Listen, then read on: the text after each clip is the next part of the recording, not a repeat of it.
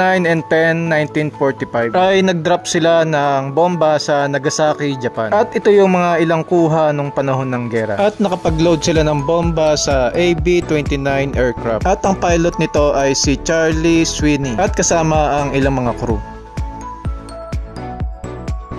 At ito naman guys yung number 1 loading pit na ang pangalan ay Little Boy. At itong bomba na to guys ay dinrap sa Hiroshima naman na ang piloto ay si Colonel Paul Tibbets.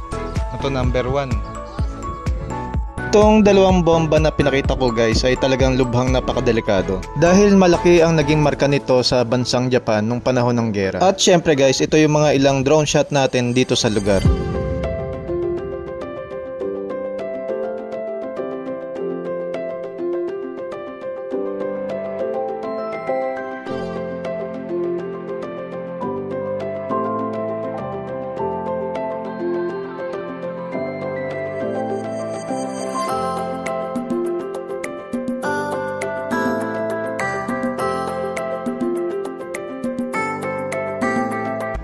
At ngayon nga guys ay nagpatuloy ulit kami rito at may pupuntahan ulit tayong isa pang building. At itong nakikita nyo guys, ito yung lumang runway ng mga military. Dito sa island guys, siguro konti pa lang dito yung mga military, wala pa siguro silang 100. Pero siguro kung matatapos na itong taon yung kanilang airbase ay baka dumami na rin sila. Dahil itong lugar guys ay talagang maganda para sa mga training camp.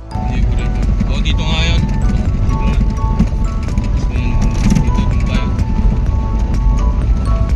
Paglabas nyo, Cholo Beach na. Oo.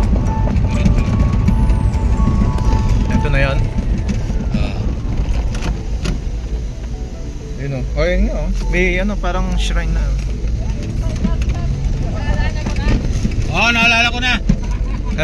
At ngayon nga ay nakarating na rin tayo sa isa pang historical site dito sa island. At ito nga yung Air Administration Building. At ito yung airbase ng mga Hapon noon. Itong lugar na to guys ay madalas na pinalilinis ng gobyerno. Dahil kabilang ito sa tourist spot dito sa island. At malaki ang may tutulong ng lugar na ito para sa turismo sa island. Pero dito guys mahigpit na pinagbabawal na pasukin yung building dahil sa kondisyon nito. Dahil kung mapapansin nyo, maraming tama ng bomba yung mga poste nito. At delikado para sa mga turista na pasukin ng loob. Kaya sa mga tao na pupunta rito at bibisita ay siyempre kahit walang harang yung lugar ay wag na tayo mag-attempt na pasukin yung loob. Hanggang dito na lang tayo sa labas para sa ating safety.